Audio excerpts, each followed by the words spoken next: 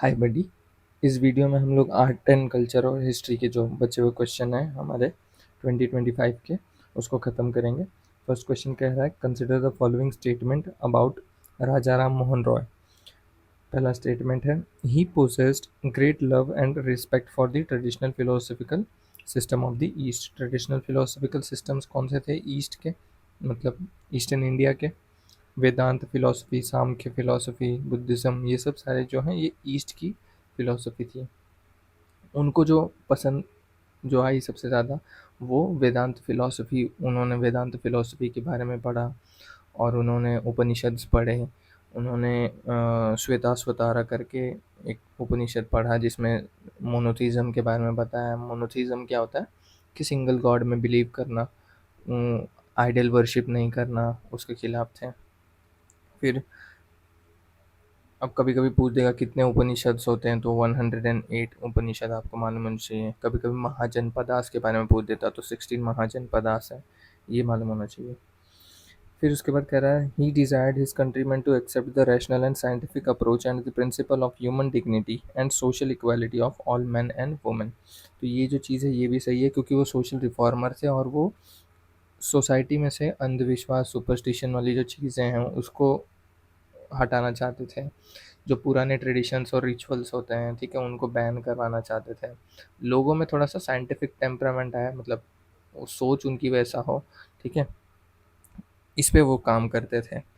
तो ये जो चीज़ है, जैसे सती एबोलिशन, सती वाली जो चीज़ थी उसको हटाया था उन्होंने, तो ये भी सही है। इसका आंसर होगा बोथ 1 और 2। तो आप एक बार यहाँ पे मैंने जो भी इंफॉर्मेशन दी हुई है एक बार उनको पढ़ लीजिएगा क्या है। The irrigation device called araghatta was. अब ये जो चीज़ है ना, इरिगेशन डिवाइस, ये याद रखना, ठीक है। इरिगेशन मतलब खेत की सिंचाई करनी है आपको।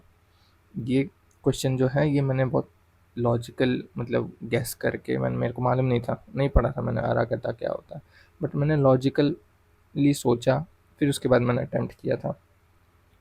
अ water bag made of leather pulled over a pulley, मतलब एक ऐसा पुली है, ठीक है, इधर रोप गया है, इधर से खींच रहे हैं, यहाँ पे वाटर बैग टाइप लेदर का लगा है, कोई कुआं होगा, वेल होगा, उसमें से खींच रहे होंगे। तो ये जो चीज़ है, आप मुझे बताओ, ये एक वाटर बैग खींच खींच के कितना लैंड इरिगेट करोगे तुम?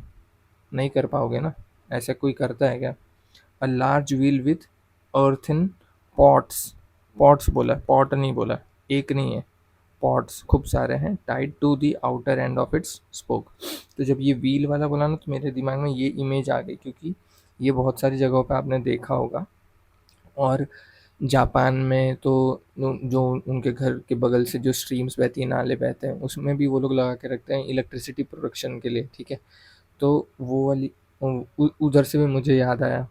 फिर उसके बाद a large earthen pots driven by bullocks, मतलब एक बड़ा पॉट है, ठीक है, एक पॉट टाइप की चीज़ होगी, ठीक, उसको जो है वो बुलक्स जो है वो पुल करके खींच रहा है। अब वो एक पॉट लेकर के कहाँ कहाँ क्या करोगे? तो ये जो चीज़ है ये भी रॉन्ग है। और large water bucket pulled over, अभी पानी खींचने वाला जो नॉर्मल आज के टाइम पे भी हम लोग कहीं देखते हैं ना कि कुएं में लोग बाल्टी डाल के और खींचते हैं, तो ये इससे इरिगेशन होगा क्या? इन सब से इरिगेशन होगा? हाँ, तो ये जो चीज़ है ये रॉन्ग है। ये राइट है, क्योंकि इसमें खूब सारे पॉट्स लगे होते हैं और फिर वो जाके पानी गिराते हैं, और ये कैनाल टाइप में ऐसा बनाए होते हैं, वो जो जाता है खेत में, फिर वहाँ पे पानी की सिंचाई होती है। जैसे यहाँ पे देखो दिखाया है, यहाँ पानी गिर रहा है ना, ये पॉट्स ऐसे घुमा के। Consider the following state subject with regard to non cooperation programme. तो क्या क्या हुआ था? Boycott of law courts and foreign clothes, ये हुआ था, ठीक है। हमारे जो वकील थे उनको कहा था कि प्रैक्टिस करने मत जाओ, ठीक है, और हमारे लोगों को भी बोला गया था कि यहाँ के लॉ सिस्टम पे विश्वास मत करो, अपना खुद का बनाओ। और फॉरेन क्लोथ्स का बॉयकॉट करने बोला था, स्वदेशी जो चीज़ है उसको, खादी और ये सब चीज़ों का यूज़ करने के लिए बोला गया था। फिर उसके बाद का क्या क्या था? Observance of strict non violence, strict non violence होना चाहिए। यही चीज़ 1922 में नहीं हुई, चौरी चौरा इंसिडेंट्स में इस चीज़ का वायलेशन हो गया, इसकी वजह से गांधी जी को अपना नॉन कोऑपरेशन मूवमेंट वापस लेना पड़ा था। तो 1920 में जो नॉन कोऑपरेशन मूवमेंट उन्होंने स्टार्ट किया था, चौरी चौरा की वजह से बंद करना पड़ा था। चौरी चौरा इंसिडेंट्स याद रखिएगा। फिर उसके बाद थर्ड जो है retention of title and honour without using them in public, कि टाइटल रखो, ठीक है, मेडल से रखो, बट पब्लिक में मत वो करो। ये चीज़ जो थी ये बिल्कुल गलत है। उल्टा उन्होंने टोटल बॉयकॉट वो किया था, जिसकी वजह से रविन्द्रनाथ टैगोर ने जो अपना शायद इंडियन नाइटहुड करके एक टाइटल मिला था उनको या कुछ, एक बार आप देखिएगा क्रॉस चेक करके, उसको उसको लौटा दिया था। फिर गांधी जी ने भी अपने टाइटल्स कैसरे हिंद और ये सब जो चीज़ें थी शायद लौटाई थी, तो एक बार आप देखिएगा। कैसरे हिंद शायद उनको रविन्द्रनाथ टैगोर ने ही दिया था क्या, पता नहीं, मुझे आइडिया नहीं है, बट हाँ उनको भी एक ऐसा टाइटल कुछ मिला था, तो उन्होंने भी कुछ लौटाया था। तो ये जो चीज़ है ये बिल्कुल रॉन्ग है, तो थर्ड रॉन्ग हो गया। फिर establishment of panchayat for settling disputes, तो ये कोर्ट को बॉयकॉट करो, खुद के डिस्प्यूट खुद सॉल्व करो। डिसेंट्रलाइजेशन की बात करते थे गांधी जी, तो पंचायत वाली जो चीज़ है ये भी राइट है, तो ओनली 3। 14th कह रहा है who among the following ruler in ancient India had assumed the title Mattavilasa Vichitra Chitta and गुणाभरा।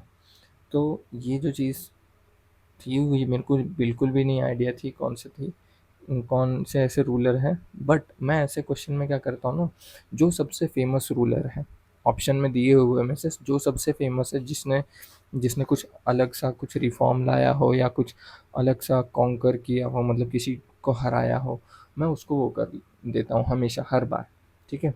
तो इसमें जो था मुझे नरसिम्हा वर्मन मुझे लगे थे, क्योंकि नरसिम्हा वर्मन ने जो चालुक्य रूलर थे पुलकेशिन उनको हराया था। और नरसिम्हा वर्मन ने शोर टेम्पल करके है उसको भी बनाया था, शायद महाबलीपुरम में ही है। तो आपको अब जैसे टेम्पल्स, मुझे टेम्पल्स ये वाला कैसे याद है, टेम्पल्स आपको याद करने पड़ेंगे कुछ कुछ टाइप्स ऑफ टेम्पल, बादामी जो आर्किटेक्चर होते हैं, फिर द्राविडियन होते हैं, नागरा स्टाइल होते हैं, ये सब टाइप के जो आर्किटेक्चर के जो टेम्पल्स है, कैलासा टेम्पल कहाँ का है क्या है, तो आपको थोड़ा सा ये पढ़ना पड़ेगा टेम्पल्स के बारे में। फिर अब महेंद्र वर्मन इसका ऑलरेडी ऑल्दो तो आंसर है। महेंद्र वर्मन के बेटे थे नरसिम्हा वर्मन, और सिम्हा विष्णु के बेटे थे महेंद्र वर्मन, ठीक है।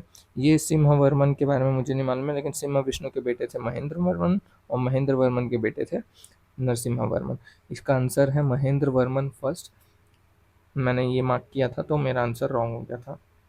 अब आपको ना कुछ कुछ किंगडम्स के बारे में भी आपको पढ़ना है, ठीक है, कौन सा किंग कहाँ का है, ठीक है, चालुक्य कौन है, पल्लवास कौन है, ये पल्लवास रूलर है, ठीक है, ये पल्लवा रूलर्स हैं ये तीनों जो हैं। तो आपको मौर्य एम्पायर, ठीक है, गुप्ता, चेरा, चोलास, पांड्यास, सातवाहनास, कुशानास, ठीक है, चालुक्यास, फिर राष्ट्रकूटास, फिर होयसालास, ककातियास, पालास, विजयनगरा, ये सब टाइप के किंगडम जो थे उनके बारे में आपको, उनके मेन रूलर, उनका किंगडम था कहाँ पे, एक बार मैप में वहाँ पे देख लीजिए आप, ठीक है। बहुत काम आएगा ये जो चीज़ है, ये बहुत काम आएगी अगर आपने इतना कर लिया।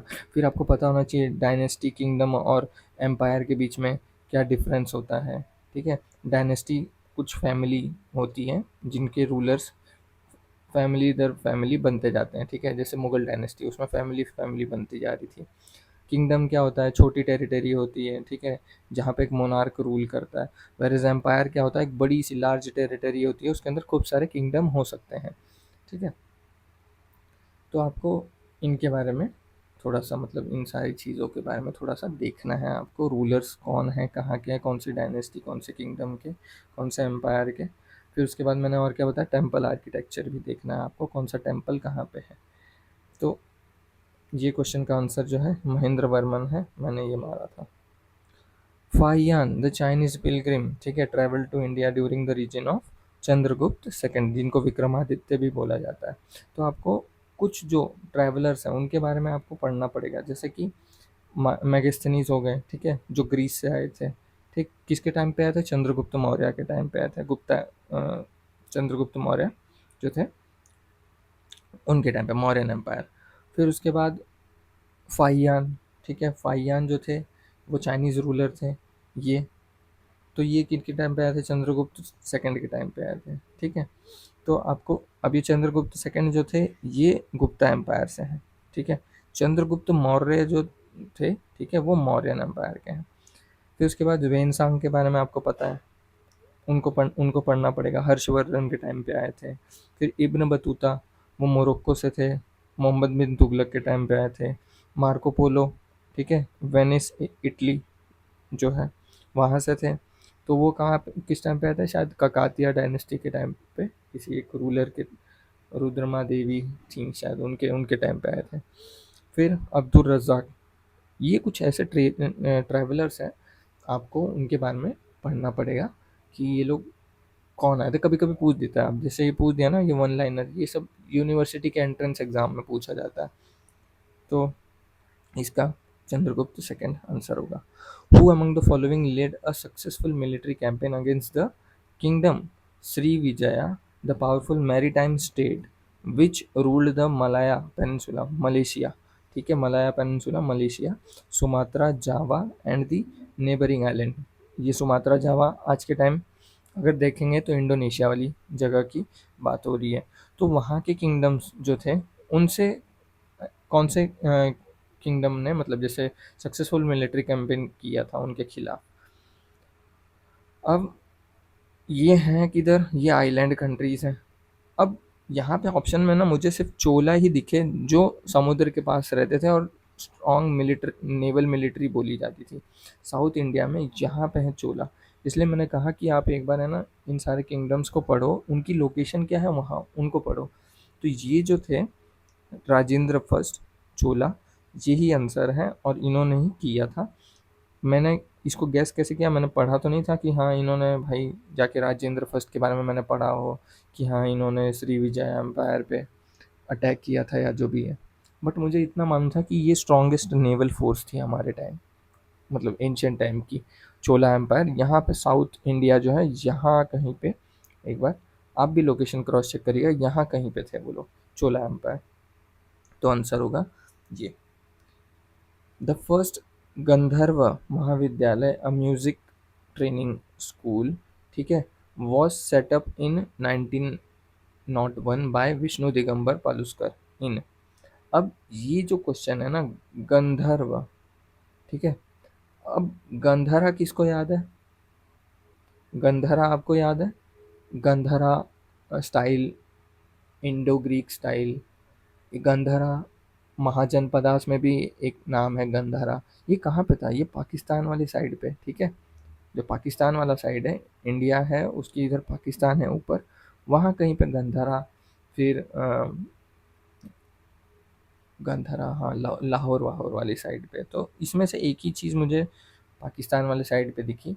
मैंने इसको ग्वालियर मार दिया था, ठीक है, इसको ग्वालियर में मार दिया था। मैंने बहुत बड़ी गलती की थी क्योंकि मैं म्यूज़िक ट्रेनिंग स्कूल से रिलेटेड, मैं म्यूज़िक का मैंने कुछ ग्वालियर के बारे में सुना भी था, तो मुझे ये लगा मैंने ये मार दिया। ऑल्दो आंसर ये है।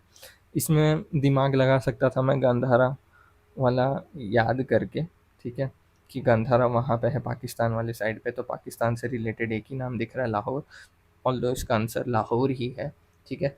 फिर जो ये स्कूल है ये शिफ्ट किया गया मुंबई, और मुंबई से बाद दिल्ली में इसके ब्रांच हैं, ठीक है। तो इसका आंसर जो है लाहौर है। मैंने ग्वालियर मार दिया था, वो कुछ न्यूज़ मैंने सुनी थी, पढ़ी थी, शायद यूनेस्को से रिलेटेड या कुछ, तो मुझे ग्वालियर याद आया तो मैंने ग्वालियर मार दिया था। ऑल्दो रॉन्ग है ये। With reference to the ancient India, ठीक है। अब यहाँ पे देखो ट्रेडिशनल रीजन्स, ये असमाका, काम्बोजा, अवंती, कोसाला, ये सब सब जितने भी हैं ये सब महाजनपदास हैं। पूछ रहा है उस रीजन से कौन सी नदी बहती है। अब यहाँ पे आप देख लो, काम्बोजा यहाँ पे दिया है, गंधरा देखो मैं यहीं पे बात कर रहा था, गंधरा ये पाकिस्तान, ये यहाँ पे गंधरा रीजन। फिर उसके बाद कोसाला यहाँ पे है, काशी नीचे दिख रहा है हमको, अवंती यहाँ पे दिख रहा है, ठीक है, मगध यहाँ पे दिख रहा है, असमाका यहाँ पे दिख रहा है, ठीक है। ये सब कुछ जो है आपको इम्पोर्टेंट है, इसमें से इम्पोर्टेंट मैं बता दे रहा हूँ। कोसाला मत भूलना, मगध मत भूलना, ठीक है।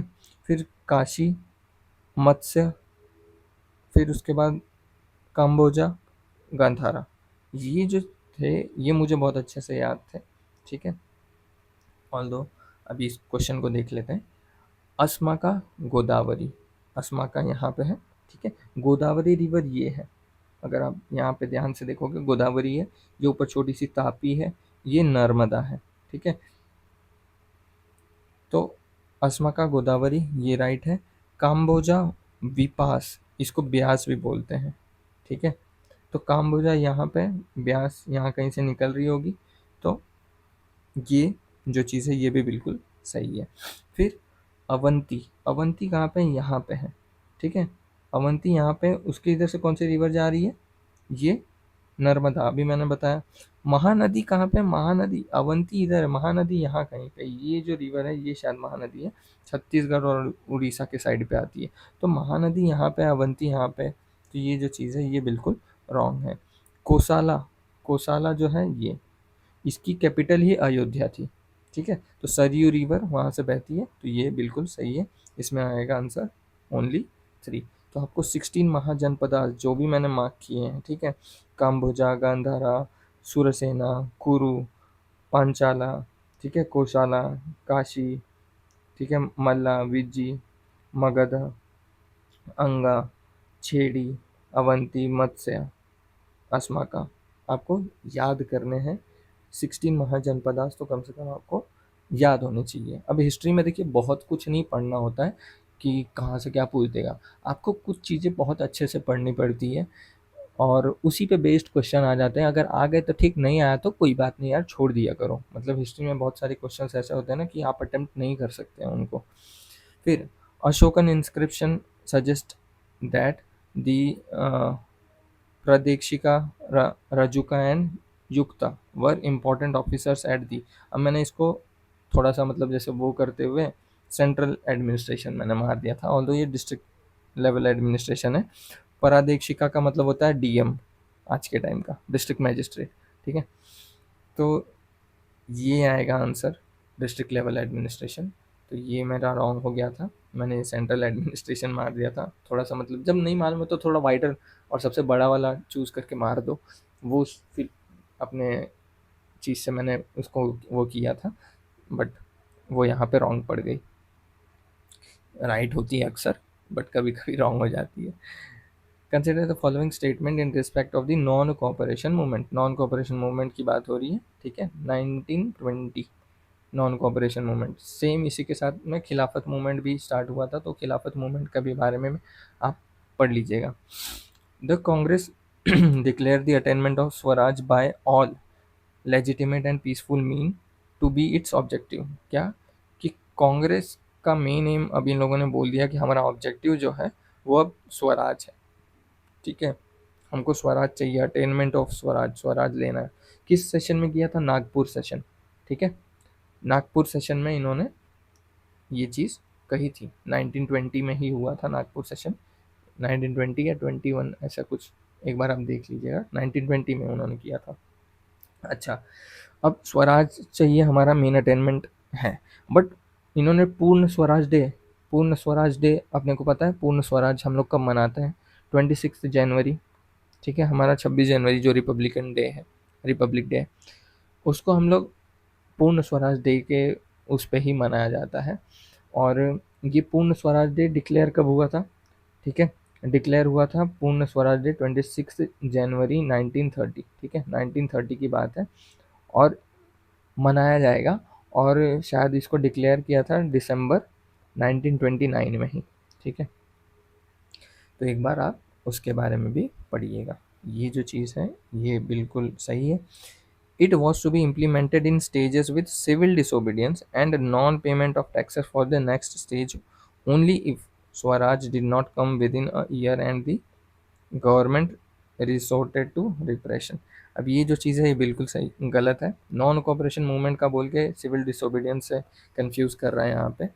तो अब सिविल डिसोबीडियंस मूवमेंट कब स्टार्ट हुआ था, अब देखो मैंने पूर्ण स्वराज डे कब बताया, 26 जनवरी 1930, ये पूर्ण स्वराज डे इन्होंने डिक्लेयर कर दिया। और सिविल डिसोबीडियंस मूवमेंट जो है वो मार्च, ठीक है, 1930 में स्टार्ट हुआ था civil disobedience movement. Civil disobedience movement salt satyagraha से रिलेटेड है, दांडी मार्च से रिलेटेड है, तो आपको वो मालूम होना चाहिए। वहाँ पे टैक्स वैक्स से रिलेटेड उन्होंने गांधी जी ने बॉयकॉट किया था इसे। तो ये जो स्टेटमेंट है ये बिल्कुल रॉन्ग है, तो ओनली वन इसका आंसर है। Sedition has become my religion was the famous statement given by Gandhi ji at the time of. अब मैंने इसका आंसर जो है ना, ये सेकेंड राउंड टेबल कॉन्फ्रेंस मैंने मार्क करके आया था, बल्कि ये रॉन्ग है। ये है salt publicly violating salt law, ठीक है, एट डांडी। ये उन्होंने तब कहा था कि सेडिशन जो है, ठीक है, सेडिशन मतलब देशद्रोही करना, या जैसे गवर्नमेंट के खिलाफ कुछ बोलना, सेडिशन वाली जो चीज़ लग जाती है लोगों पे कि देश के खिलाफ या कुछ भड़काऊ भाषण अगर आप दे दो तो तो ये जो चीज़ है यहाँ पे। फिर उसके बाद द फेमस फीमेल फिगर, ठीक है, डांसिंग गर्ल मोहनजोदड़ो वाली, ये किससे बनी है? ब्रॉन्ज से बनी है। ये इजी क्वेश्चंस हैं, ठीक। फिर उसके बाद who provided legal defence to the people arrested in aftermath of Chauri Chaura incidents. अब सी आर दास जो थे वो खुद, ठीक है, लॉयर थे, तो ये अकेले तो नहीं इन्होंने वो किया था, तो यहाँ पे इनका नाम अकेले दिया था तो मैं थोड़ा कंफ्यूज हो रहा था। फिर उसके बाद मदन मोहन मालविया जो है, ठीक है, इनका कुछ लेना देना ही नहीं था इस चीज़ से, क्या बोलते हैं, लॉयर और ये सब सारी चीज़ों से रिलेटेड इनका कुछ था ही नहीं, तो इस चीज़ को मैंने नहीं वो किया, ठीक है, मैंने इस चीज़ से इनको हटा दिया था। फिर उसके बाद अब इनके बारे में मुझे पता ही नहीं था। मोहम्मद अली जिन्ना के बारे में पता था कि ये बैरिस्टर हैं, ठीक है, लंदन से अपनी इन्होंने पढ़ के आए थे लॉ की पढ़ाई। अब आपको लॉयर, फिर एडवोकेट और बैरिस्टर के बारे में तीनों के डिफरेंस पते होने चाहिए कि कौन क्या होता है, क्योंकि एक बार यूपीएससी में पूछ भी चुका है। तो सी आर दास नहीं थे, जिनको देशबंधु, ठीक है, देशबंधु भी बोला जाता था, तो सी आर दास नहीं थे। ये गुरु थे किसके? सुभाष चंद्र बोस, ठीक है, सुभाष चंद्र बोस जो थे उनके गुरु भी थे सी आर दास। तो ये जो है ये नहीं थे, ये नहीं थे, ये नहीं थे, ये मोहम्मद अली जिन्ना कहाँ जाएंगे वो करने के लिए, वैसे ही अपना मुस्लिम लीग का वो बना के रखे थे। ये चौरी चौरा इंसिडेंट गांधी जी का था, तो ये गांधी जी के खिलाफ ही थे। तो खैर, तो आंसर होगा डॉक्टर सैफुद्दीन किचवल एंड ख्वाजा हसन निज़ामी। फिर consider the following fruit, papaya, pineapple, guava, how many of the above were introduced in India by the Portuguese. अब पोर्चुगीज से रिलेटेड मुझे पाइनएप्पल याद था, पपाया नहीं मालूम था मुझे, पाइनएप्पल मालूम था।